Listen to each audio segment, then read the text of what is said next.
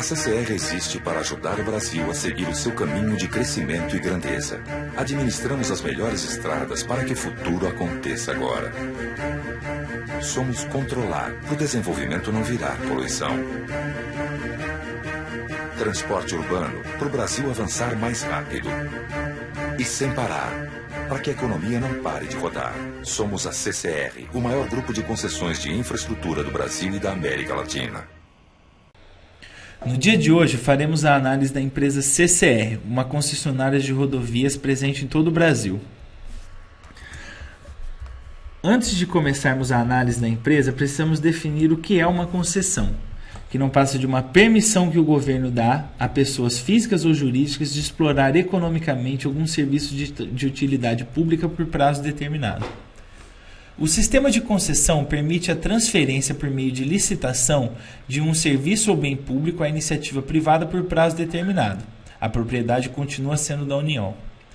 No caso das rodovias, esse prazo está entre 20 e 30 anos, após o qual o contrato poderá ser renovado ou não.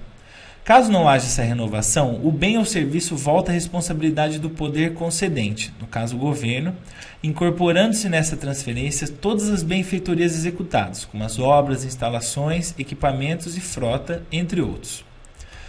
A atuação das concessionárias federais de rodovias é regulamentada e fiscalizada pela Agência Nacional de Transportes Terrestres, a ANTT, do Ministério dos Transportes. Esse sistema foi adotado no país como alternativa para recuperar e aprimorar parte significativa da malha rodoviária brasileira, uma vez que as rodovias encontravam-se num alto nível de degradação, devido à falta de investimentos públicos. Com o fim do Fundo Rodoviário Nacional, em 1988, cujos recursos eram obrigatoriamente aplicados nas rodovias, não havia outra fonte de recurso disponível, a não ser a capacidade de investimento da iniciativa privada. A empresa se torna responsável por construir, reparar, ampliar, conservar e operar a infraestrutura concedida, mediante o direito adquirido. A CCR deve realizar pagamentos ao governo, denominado outorga, podendo ser fixos ou variados. E com isso, arrecada tarifa de infraestrutura pelo serviço. Pelas rodovias brasileiras são transportadas anualmente 1,2 bilhão de pessoas, ou seja, 95% de todo o transporte de passageiros do país. A CCR é a maior detentora de concessões de rodovias no Brasil. São mais de 1.200 quilômetros de rodovias em operação, 14% em termos de extensão e 32% em termos de receita das rodovias concedidas no Brasil. A CCR somente investe em concessões com histórico de tráfego já estabelecido. A empresa não busca ou constrói projetos greenfield. Hoje em dia, a CCR administra 5 concessões, arrecada pedágio, oferece serviços adicionais e deve cumprir com algumas metas de expansão, qualidade de serviço e manutenção de rodovias com prazos contratuais de 20 a 25 anos.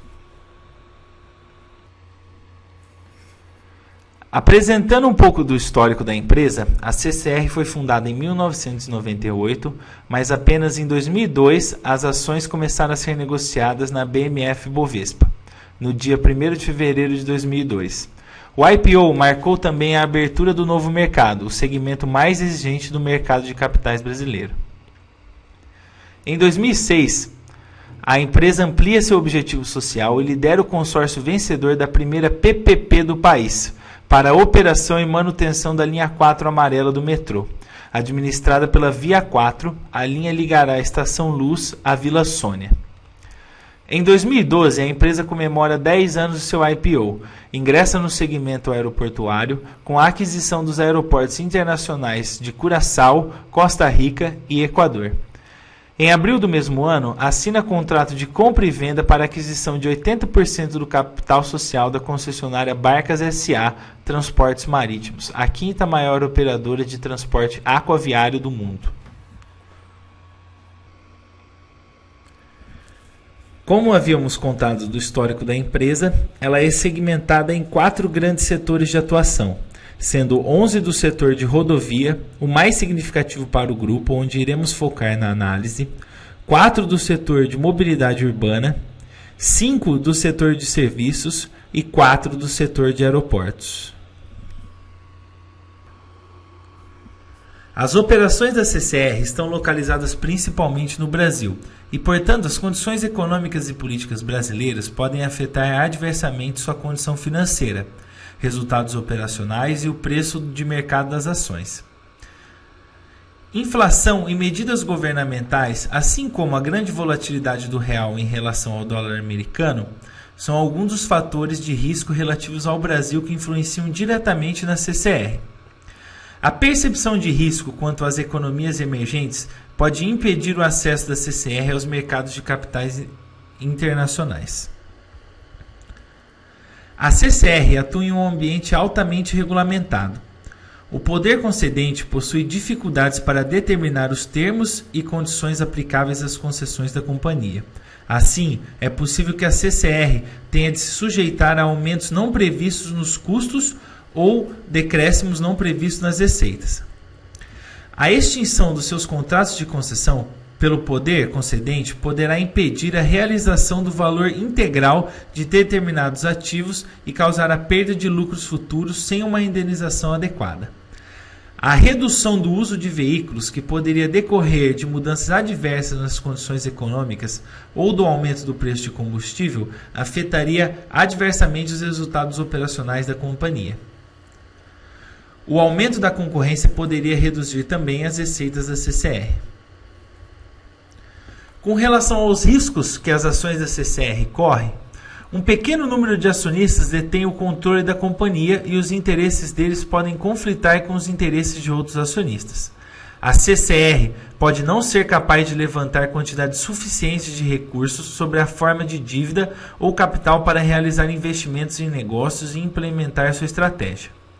O crescimento da companhia por meio de licitações ou de aquisições de concessionárias pode ser afetado de forma diversa por medidas regulamentórias futuras ou por políticas de governo relacionadas ao Programa Brasileiro de Concessão de Rodovias.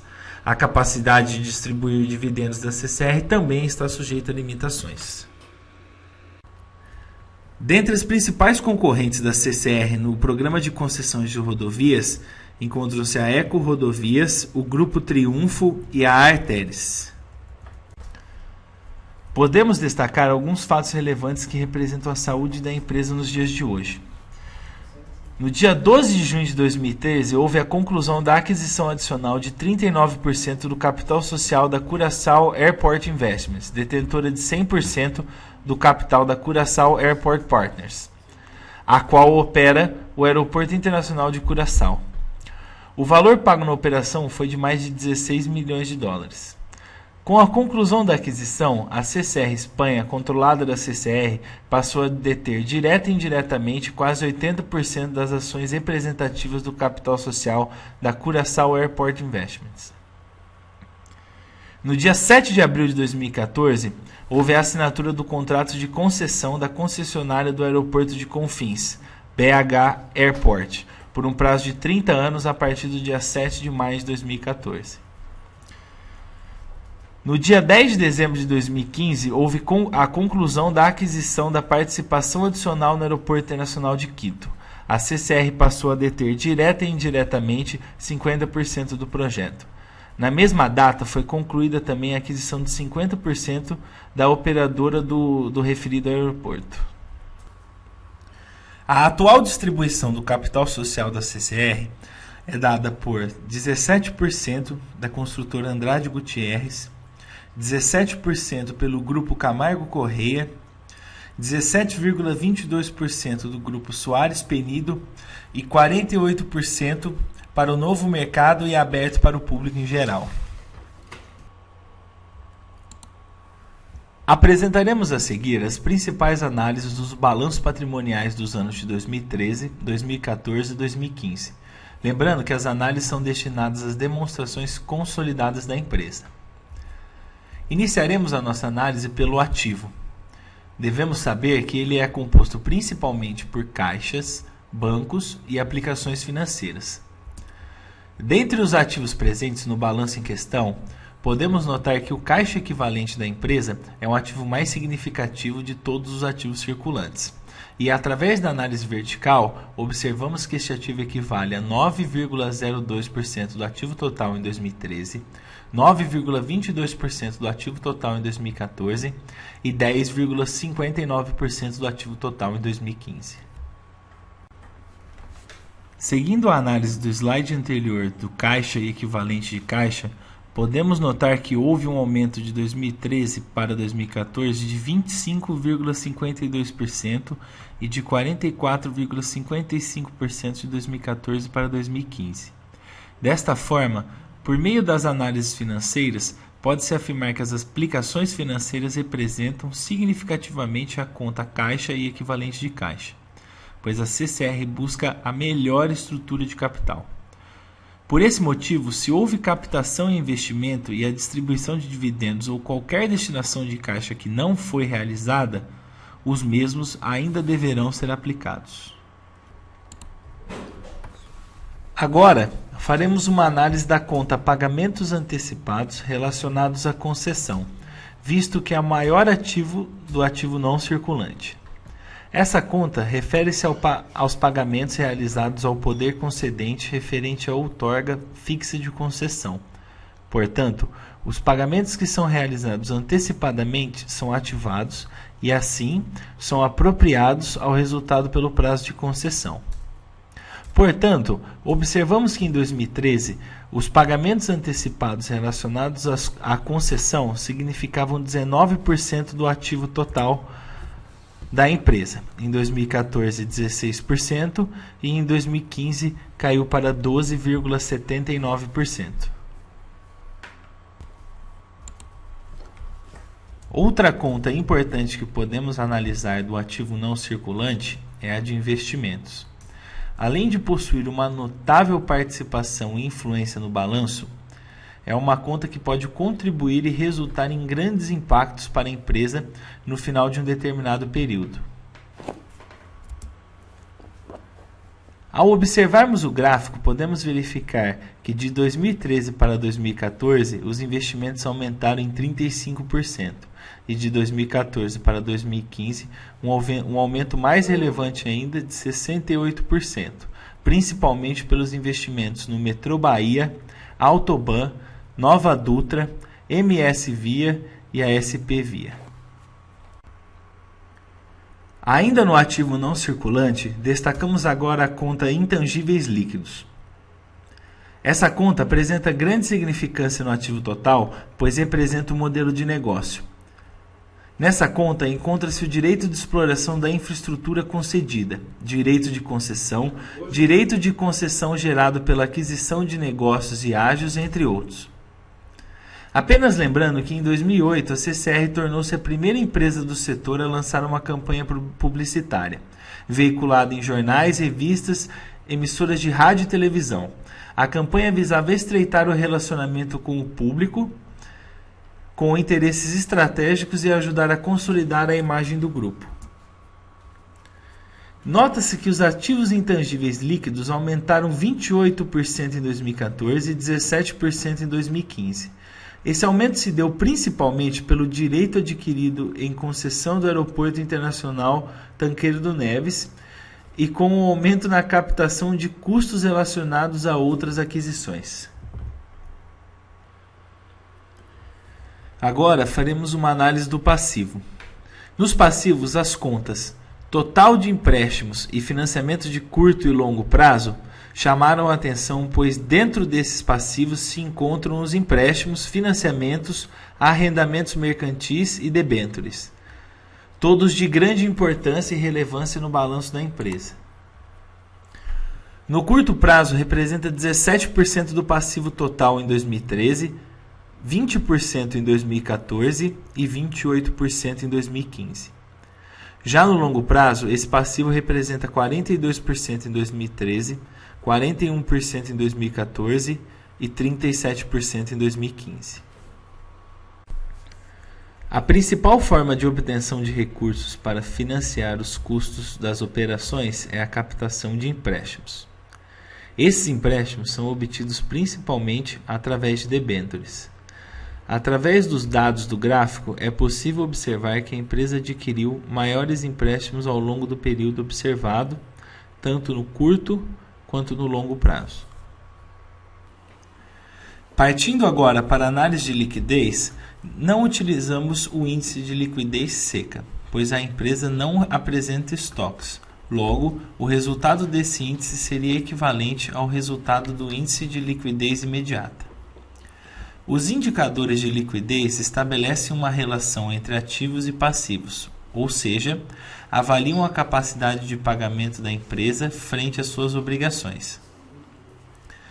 É comum no modelo deste tipo de negócio valores inferiores a 1, o que teoricamente indicaria uma dificuldade em honrar suas obrigações. Porém, como a empresa possui estabilidade financeira em seus ativos, tal conclusão não procede, o que permite uma manutenção com a liquidez. Percebemos que entre os índices, o de liquidez imediata possui um menor valor, já que as disponibilidades da empresa apresentam valores significantes quando comparados com as outras contas do ativo circulante. Durante quase todo o período de 2013, a liquidez geral foi maior do que a corrente, o que afirma as características do setor de atividade da empresa,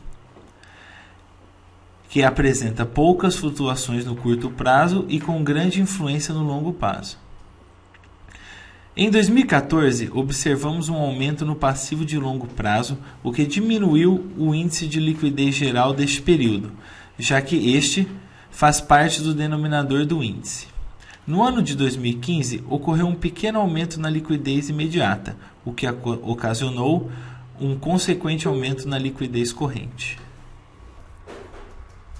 Analisando um dos principais indicadores, o EBITDA evidencia um dos principais potenciais de geração de caixa, pois revela a quantidade de dinheiro que é capaz de ser gerada pela operação, sem considerar os efeitos financeiros e de impostos. Devido ao aumento do EBITDA, podemos determinar a maior capacidade de investimento da empresa. Mesmo com o lucro líquido diminuindo um pouco de 2013 para 2014 e reduzindo para quase a metade em 2015, o EBITDA aumentou de 2013 para 2014 e manteve-se praticamente estável entre 2014 e 2015, com uma leve queda no último ano. O aumento de custos de investimentos fizeram com que o lucro diminuísse ao longo dos anos. Agora realizaremos a análise dos investimentos, tanto no curto quanto no longo prazo. São divididos em investimentos financeiros e operacionais de longo prazo para 2013, 2014 e 2015. Os investimentos financeiros se equivalem ao caixa e equivalentes de caixa, como as aplicações financeiras. Já os investimentos operacionais de longo prazo resultam na subtração dos ativos não circulantes e passivos não circulantes, com exceção do total de empréstimos e financiamentos. Nota-se através do gráfico que houve um aumento nos investimentos financeiros, investimentos de longo prazo e no capital de giro líquido. Os investimentos revelam um aumento de aquisições tanto nas financeiras como nas operacionais, por meio de aquisição em novos investimentos. Partimos agora para a análise do ROI, também conhecida como retorno sobre investimento. Ela mensura quanto de rendimento é obtido numa dada quantia de recursos. ROI também é mensurado pela multiplicação da margem pelo giro. É muito importante analisar a estrutura de capital da empresa. Assim, temos a evolução do balanço patrimonial da empresa ao longo do tempo. Um aumento na estrutura do capital, principalmente nas contas do ativo circulante, mais especificamente das contas a receber e do passivo circulante, principalmente podemos notar um aumento na grande parte nos empréstimos e nos financiamentos de longo prazo. Na análise de capital de giro líquido, nota-se que o indicador permaneceu negativo em todos os períodos analisados. Isso pode ser explicado pelo fato dos ativos circulantes não serem muito altos por conta dos ativos intangíveis não circulantes e os passivos circulantes serem muito elevados por conta das debêntures. Variações negativas se dão devido à diminuição do caixa e, em parte, em todas as outras contas do ativo circulante, em contrapartida com o aumento do passivo circulante. Agora, faremos uma breve comparação entre o investimento financeiro e o investimento operacional. Nota-se através do gráfico que os investimentos operacionais são nitidamente majoritários em relação aos investimentos financeiros. Isso se dá pela análise feita através das demonstrações, o que leva a afirmar que a empresa realiza a captação de recursos de terceiros para aplicar em investimentos operacionais de longo prazo, e apenas uma pequena parcela desta captação é utilizada para investimentos financeiros. Analisando o gráfico, podemos notar, em relação ao custo da dívida, que o setor apresenta 10%, enquanto a empresa apresentou 12%. Já o spread de 11% é maior para a CCR, pois possui um retorno sobre investimento maior que do ramo de concessões. Esse custo alto da dívida é uma característica comum para o setor, já que a principal fonte de financiamento é o empréstimo. O índice de dívida sobre o capital próprio é alto, tanto para o setor como para a CCR, 3,75% e 2,64% respectivamente. É um fator que reforça que grande parte dos investimentos é gerado por empréstimos e pouco é voltada para o capital próprio. Assim, o ROI da CCR foi de 42%, que se mostrou próximo ao do setor, 37%. O grau de alavancagem financeira, 1,75% e 1,45% respectivamente. Pode-se considerar o grau de alavancagem favorável, pois está acima de 1, o que representa que o capital de terceiros está contribuindo para gerar retorno adicional a favor do acionista. Já no caso da CCR, conclui-se que o grau de endividamento é elevado. Partimos agora para a análise do fluxo de caixa. O fluxo de caixa facilita a gestão de uma empresa no sentido de saber exatamente qual o valor a pagar com as obrigações assumidas, quais os valores a receber e qual será o saldo disponível naquele momento. Denomina-se saldo a diferença entre os recebíveis e os pagamentos. Ao analisar o fluxo de caixa, se o saldo for negativo, significa que a empresa tem gastos a mais. Neste caso, o gestor terá que rever os gastos para conseguir aumentar a entrada de dinheiro. Por outro lado, um saldo positivo indica que a empresa está conseguindo pagar as suas obrigações e ter disponibilidade financeira.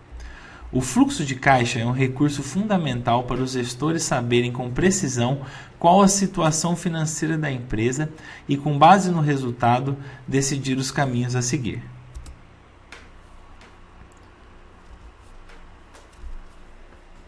Analisaremos a partir de agora a demonstração de fluxo de caixa, que nesse trabalho é apresentado pelo método indireto. O caixa líquido das atividades operacionais chegou a R$ 921 milhões no quarto trimestre de 2003 e caiu para 407 milhões no trimestre seguinte. O caixa líquido de investimento apontou para um crescimento após período de queda em 2014. No primeiro trimestre de 2005, principalmente pelos investimentos realizados nas concessionárias MS Via, BH Airport, Metrô Bahia, Nova Dutra e Rodonorte. Já o caixa líquido usado nas atividades de financiamento encontrou seu maior resultado no primeiro trimestre de 2015, chegando ao valor de R$ 650 milhões. Agora, nosso grupo irá focar na análise das demonstrações de resultado. Vamos analisar primeiro a receita operacional líquida, que é composta pelas receitas de pedágio, que em 2015 totalizou um valor de quase R$ 6 milhões e representou 88% da receita bruta, que é constituída de receitas de construção, aeroportuárias, aquaviárias, administrativas e de operação de rodovias, descontadas de impostos e abatimentos. Podemos notar que outras receitas operacionais caíram mais de 90% entre os anos de 2013 e 2015. Outro fator importante é que as receitas financeiras aumentaram mais de 500% entre os anos analisados. Podemos deduzir, com base nos fatores citados acima e a tabela demonstrada, que o LAIR da empresa caiu para menos da metade em 3 anos, o que levou o gasto com impostos, o imposto de renda, a cair quase R$300 mil. Como já citamos, as receitas de pedágio são as mais significativas da receita bruta da CCR. Por exemplo, em 2014, as receitas brutas eram representadas por 92% da receita de pedágios e 8% de outras receitas, excluindo a receita com construção. Já em 2015, as receitas de pedágio caíram para 88% da receita bruta, enquanto as outras despesas representaram 12% da receita bruta acumulada. Além de todas as obrigações técnicas e leis a cumprir, a CCR ainda precisa cumprir algumas obrigações com o meio ambiente, da BR-163 na saída para Cuiabá. A última vez em que a área foi recuperada foi há 7 anos, promovida pelo residencial vizinho para evitar as erosões.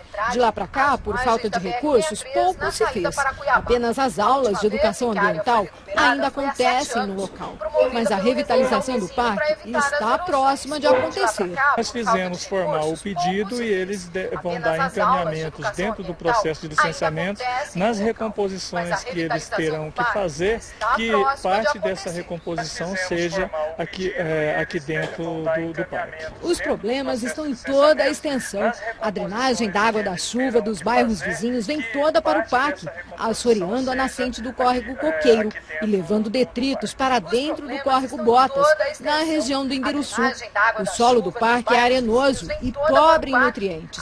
As mais de 10 mil mudas que já foram plantadas se desenvolvem com dificuldade. As mudas não se desenvolvem de forma adequada, demora muito, porque nós não temos condições financeiras de fazer um acompanhamento, adubação. E quando a empresa faz, ela faz todo esse acompanhamento, faz dentro das normas técnicas, faz a adubação e ela é obrigada a acompanhar todo o desenvolvimento. Então, a recomposição vai ser bem rápida, dentro do planejado. Ainda não há um prazo para o início das obras de recuperação aqui do Parque Conso-Açafetrade, mas como o contrato prevê 5 anos para o término da duplicação da BR-163, a expectativa é que as obras de compensação ambiental tenham início ainda em 2015, para que o 4º maior parque da capital esteja recuperado em no máximo 2 anos. Se continuar havendo esse escoamento superficial e se não houver vegetação, podem voltar as vossorocas e assorear toda essa lagoa e você ter problemas futuros de enchentes e você não ter mais os problemas de minimização de impactos,